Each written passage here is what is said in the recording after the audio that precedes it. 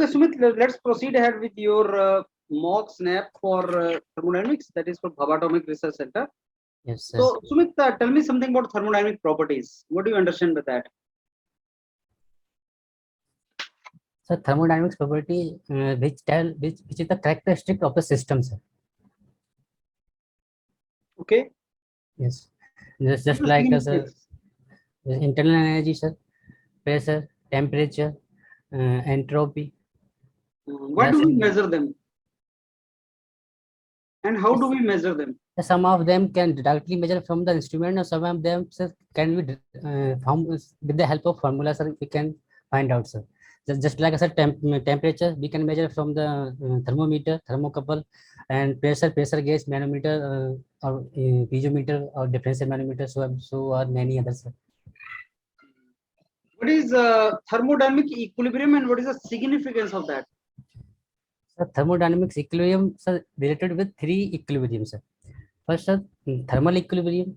Second, sir, mechanical equilibrium. Third, sir, chemical equilibrium.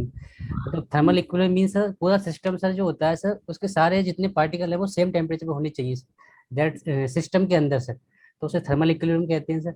Mechanical में, sir, internally system में कोई mechanical work नहीं होना चाहिए. एक्सटर्नली भी सर सिस्टम में कोई वर्क ट्रांसफर नहीं होना चाहिए उस समय. तो उसे, सर, मैकेनिकल इक्विलिब्रियम कहते हैं. और केमिकली, सर, कोई भी केमिकल रिएक्शन वगैरह डिफ्यूजन. सिग्निफिकेंस क्या होता है, क्यों निकालते हैं हम इक्विलिब्रियम? सर इक्विलिब्रियम, सर, निकालने का, सर, स्टेट, सर, पता करने के किसी सिस्टम की एक एक पर्टिकुलर टाइम पे क्या स्टेट है, sir. Okay okay, now Sumit, let me ask you this way. ये आपका जो थर्मोडायनेमिक प्रॉपर्टीज हैं, जैसे हम प्रॉपर्टी डायग्राम्स बनाते हैं, thermodynamic property diagrams. Thermodynamic property diagram. Yes, sir. Are you aware about some of the diagrams? Sir, pressure versus temperature versus volume. Yes. Yes, sir. कौन कौन से होते हैं? पीवी होता है, टीएस होता है, और कौन कौन से होते हैं? पीवी होता है, सर. टीएस होता है, sir. Temperature versus specific volume भी होता है, सर. और प्रेशर टेम्परेचर वॉल्यूम, सर, ये भी होता है, सर. 3D में होता है वो. पीटी डायग्राम का क्या सिग्निफिकेंस है? Pressure temperature diagram. Sir, pressure temperature diagram में,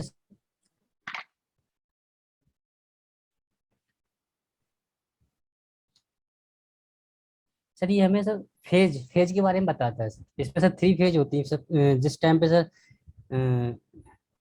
वेपराइजेशन वाली फेज होती है, सर, एक सब्लिमेशन और एक फ्यूजन वाली, सर. तीनों फेज को शो करता है, सर. बना के दिखाऊं, सर? हाँ जी, बना के दिखाइए इसमें वाटर के लिए.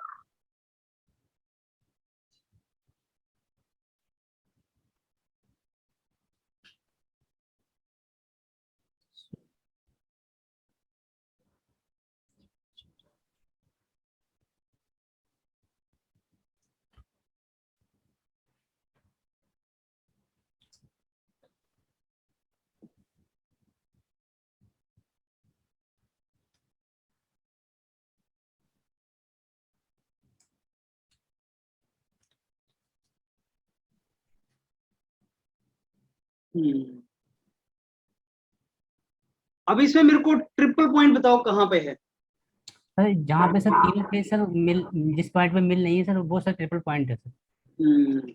और इसमें क्रिटिकल पॉइंट कौन सा है? Sir, critical point, sir, vaporization का जो एंड पॉइंट है, सर, वो क्रिटिकल पॉइंट है, सर. अच्छा, ये जो आपने फ्यूजन कर्व बना रखा है, यस, सर. इसकी स्लोप तुम्हें क्या बताती है? सर, इसका स्लोप, सर, निगेटिव है, सर. ये बताता है कि, सर, वाटर जो है उसका पिक्यूलियर, उसका बिहेवियर थोड़ा अलग होता है, सर. ये सब जब हमसे हम फ्रीज करते हैं तो ये, सर, एक्सपेंड होता है कॉन्ट्रैक्ट होने की जगह. अच्छा, इनकी स्लोप्स किसकी सबसे मैक्सिमम स्लोप होती हैं? क्या, sir? Fusion, vaporisation, sublimation, yes, sir. Slope सबसे ज्यादा किसकी होती है?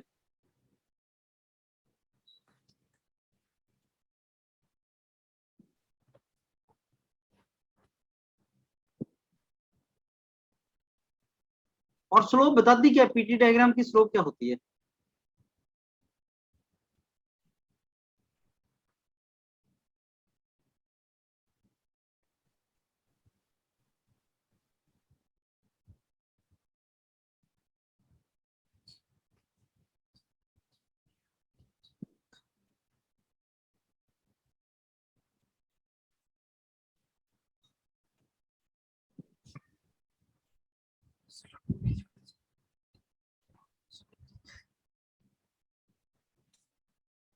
सर स्लोप हमें ये बताता है कि सर मतलब सर अगर वाइब्रेशन करके हम स्लोप बनाते हैं सर, तो जैसे जैसे डीपी बाई डी टी का रेशियो जैसे जैसे मतलब इंक्रीज होता जाएगा, तो सर लेटेंट हीट ऑफ जो रिक्वायर्ड है वो सर कम होगी। फिर से बताइए। सर मतलब जैसे कि मतलब वाइब्रेशन कर्व की बात करते हैं सर पहले। सर वाइब्रेशन कर्व में सर जैसे जैसे हम आगे बढ़ेंगे तो थोड़ा बहुत सर स्लोप इंक्रीज हो रहा है। हम्म। तो सब स्लोप इंक्रीज होने का मतलब ये है कि सर जो जो जिस वाइब्रेशन कर्व के सारे जो पॉइंट होते हैं सर वो एक लेटेंट हीट को शो करते हैं, प्रेशर एक पर्टिकुलर प्रेशर पे और टेम्परेचर पे सर। जैसे जैसे हम आगे बढ़ते जाएंगे तो मतलब वो ये बताएगा लेटेंट हीट रिक्वायर्ड वो सब कम है अगले पॉइंट पे, उससे अगले पॉइंट पे उससे कम है, उससे अगले पॉइंट पे उससे कम है, क्योंकि सर जितने भी कर्व है उसका हर एक पॉइंट से लेटेंट हीट को शो कर रहा है सर पीटी डायग्राम में। तो ये आपको कैसे पता लगा कि अगला पॉइंट ये शो कर रहा है कि कम है? तो सर बहुत सारे डायग्राम में सर जब पीवी डायग्राम जब बनाते हैं सर उसके जरिए मैं बोल रहा हूँ वहां से, यहाँ से तो हाँ, तो मुझे। आपको तो प्रेशर और टेम्परेचर की वैल्यू ज्यादा रिक्वायर्ड है फिर हर एक के ऊपर। जैसे जैसे आप आगे जा रहे हैं पी और टी तो बढ़ रहा है। हाँ सर प्रेशर और टेम्परेचर बढ़ रहा है सर। तो इसका मतलब क्या है? सर प्रेशर और टेम्परेचर बढ़ता है तो हीट हीट रिक्वायर्ड कम अब होती है मेरे फेज को चेंज, जो मेरे को फेज जो चेंज होने के लिए सर। हाँ, मेरे को जो मतलब वेपराइज करना है अब, वो यस ज्यादा यस। प्रेशर और ज्यादा टेम्परेचर देना पड़ेगा अब। हाँ सर जो भी सिस्टम है सर, सिस्टम का प्रेशर ज्यादा रखना पड़ेगा बट टेम्परेचर भी ज्यादा रखना पड़ेगा। मैं सर एक कंडीशन ये फायदा हो जाता है कि हमें हीट जो रिक्वायर्ड होती है फेज चेंज चलिए के मैं आपको लिए। एक एग्जांपल देता हूँ। यस एटमॉस्फेरिक प्रेशर पे बॉइलिंग कितने टेम्परेचर पे होती है? 100 डिग्री सेल्सियस। और अगर मैं 2 बार कर दूं प्रेशर बॉइलिंग का? तो बॉइलिंग का प्रेशर बढ़ा देंगे तो टेम्परेचर भी बढ़ जाएगा सर, क्योंकि उससे रिलेटेड अब होता है। बताइए। तो अगला पॉइंट शिफ्ट हो गया ऊपर की तरफ, जैसे जैसे प्रेशर बढ़ा टेम्परेचर भी बढ़ता चला गया वेपोराइजेशन का। हाँ सर अब उसी इसकी हिसाब से बेस सर। बताइए। हाँ हम्म, सर उसी इसकी हिसाब बेस से सर। बताइए। सर उसी उसके अकॉर्डिंग सर सर कर्व पे सर जो पॉइंट है सर वो स्लोप भी इंक्रीज होगा सर। हम्म। मतलब जैसे जैसे हम प्रेशर बढ़ाते जाएंगे टेम्परेचर भी बढ़ता टेम्परेचर जाएगा। बढ़ता जाएगा। यस सर सर स्लोप भी इंक्रीज होता चला जाएगा। हम्म, ओके। सुमित, और कौन कौन से प्रॉपर्टी डायग्राम है? सर टेम्परेचर वैसे एंट्रोपी डायग्राम भी होता है सर, जो हम सर रैंकाइन साइकिल में यूज करते हैं सर सबसे ज्यादा मोस्टली। हम यूज करते हैं पीवी एंड टीएस। ऐसा ये क्यों? सर क्योंकि सर जो पावर प्लांट में यूज होता है सर वो टेम्परेचर वैसे ज्यादातर सर एंट्रोपी होता है सर पावर नेगेटिव। प्लांट में तो सबसे ज्यादा एचएस डायग्राम यूज होता है, मोलियर डायग्राम। हाँ सर मूलियर ही होता है। लेकिन बेसिक थर्मोडायनेमिक्स से आप मोलियर डायग्राम नहीं पढ़ते।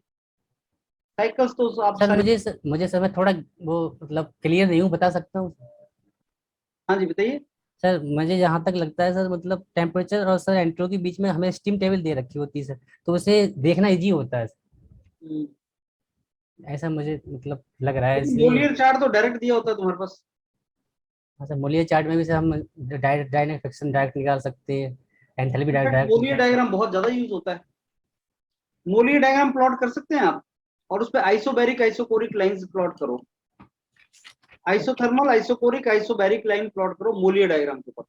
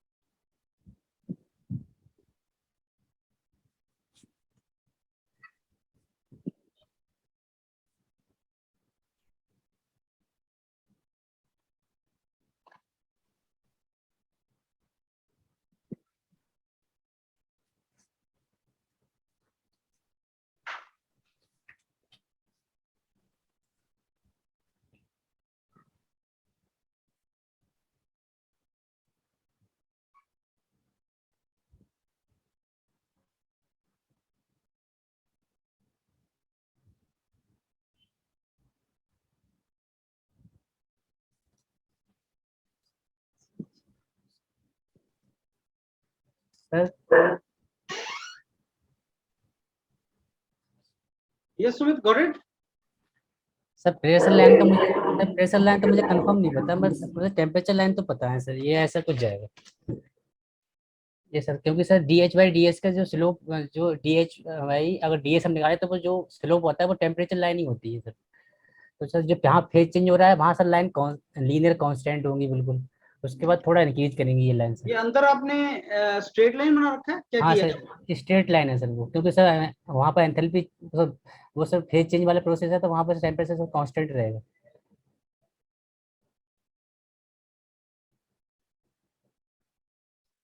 Sumit, these lines which inside the dome, are they straight lines or curved? Sir straight line है सर वो। Straight lines, huh? Yes sir yes. Lines are parallel. हाँ नहीं सर, लाइन से diverge हो सकती है, पैरेलल नहीं। Okay, diverge क्यों हो रही है? क्योंकि सर टेम्परेचर चेंज हो रहा है ना सर, हाँ। क्योंकि सर जो टेम्परेचर है वो पूरा स्लोप बता रहा है D H by D S C का। तो तो सर इसमें आइसोकोरिक लाइन बना रखे हैं, आइसोबैरिक? तो ये जो लाइन है ये वाली, हाँ, बाहर वाली। सर बाहर वाली लाइन तो सर मतलब टेम्परेचर लाइन ही जा रही है, मुझे बाईस बारीक तो मैंने नहीं बनाई है सर लाइन, वो मुझे ये जो ऊपर कंफर्म। की तरफ जा रही है टेम्परेचर लाइंस है। हाँ सर टेम्परेचर लाइन ही बनाई है सर। अच्छा, सुपर हीटेड रीजन में एंथैल्पी कैसे निकालते हैं? सुपर हीटेड रीजन में सर, आइडियल गैस के लिए एंथैल्पी कैसे निकालते हैं? आइडियल गैस सर, स्टीम के लिए तो पता है सर, आइडियल गैस। तो स्टीम जब आपका सुपर हीटेड रीजन में चला जाता है तो हाँ तो सर आइडियल गैस ही होगा, सॉरी सर। अब मेरे को बताओ, एच और टी जो है वो कैसे रिलेटेड होते हैं आइडियल गैस के लिए? आइडियल गैस के लिए सर एच और टी,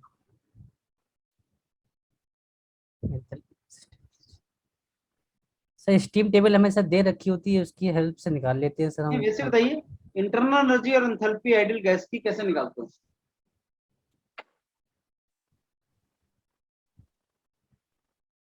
सर अगर एंथैल्पी निकालनी हो तो सीपी डीटी कर देंगे सर डायरेक्टली, और इंटरनल एनर्जी निकालनी हो सीबी डीटी सर, क्योंकि सर कांस्टेंट प्रेशर प्रोसेस पे sir enthalpy change sir CP DT होता है सर डायरेक्टली, और इंटरनल एनर्जी चेंज होता है सर सीबी डीटी होता है।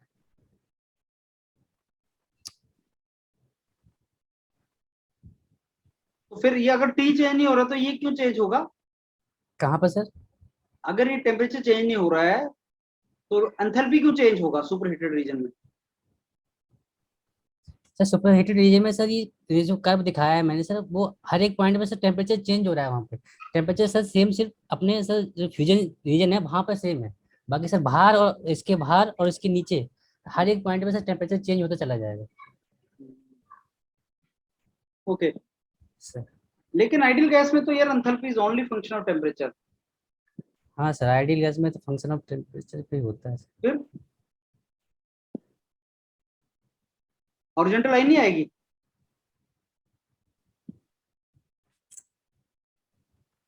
हाँ सर। बताइए।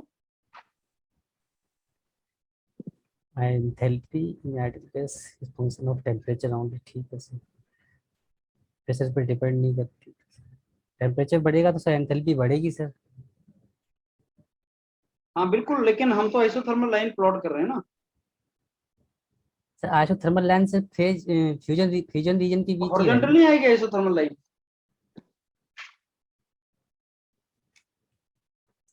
आपने मोरली चार्ट देखा है? हाँ सर देखा था, तब कॉलेज टाइम में, काफी समय हो गया। देखा तो। अच्छा, अगर मैं मोलियर चार्ट में तुम्हें बोलूं कि आप आइसोकोरिक आइसोबैरिक लाइन शो करो, दोनों में डिफरेंस क्या है, कैसी आएंगी?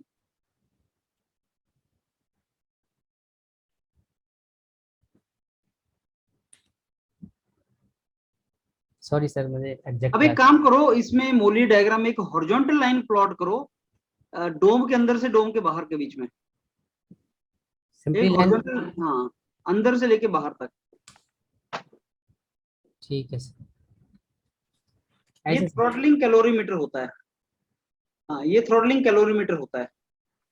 Throttling calorimeter. सर यहाँ enthalpy drainage constant. Fraction measure कर सकते हो आप, जो आप ड्रेनेज फ्रैक्शन मेजर करना चाहते हो ना, हाँ हाँ सर। कांस्टेंट ड्रेनेज फ्रैक्शन की लाइंस प्लॉट कर सकते हैं। क्रिटिकल पॉइंट कहाँ पे है?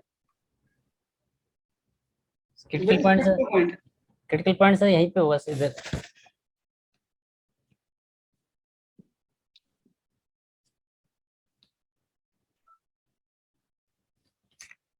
सर डोम के जस्ट ऊपर यहाँ पे सर, जो सो रहा है सर। हाँ, तो constant drainage fraction lines plot करके बताओ। Constant dry fraction line.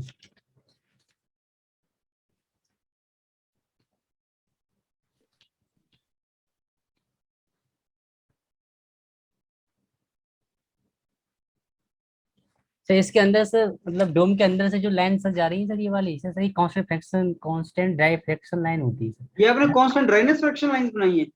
Sir मुझे तो क्लियर याद तो नहीं, क्योंकि जब हम निकालते थे मोलियर चार्ट से सर, तो सर नीचे ही कहीं आती थी, इतना मुझे याद है सर, तो जाए। अच्छा, हम डायग्राम जो बनाते हैं पीवी डायग्राम, यस सर। उसको वीपी डायग्राम क्यों नहीं बनाते, पीवी ही क्यों बनाते हैं?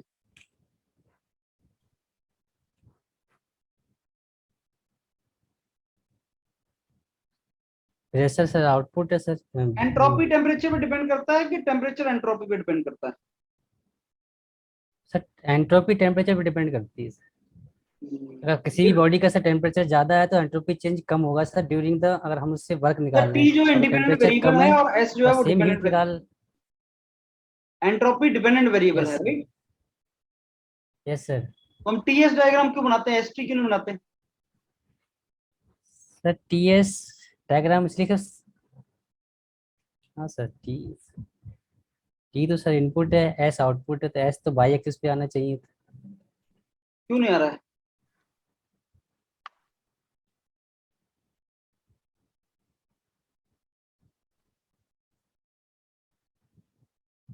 टेम्परेचर चेंज होगा तो।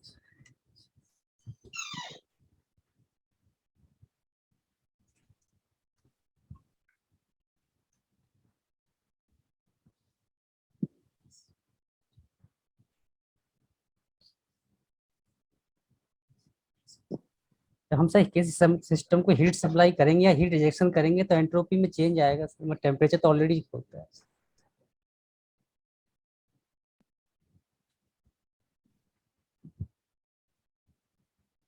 सर एंट्रोपी चेंज तो सर एक एक्सटर्नल और इंटरनल दोनों की वजह से हो सकता है सर।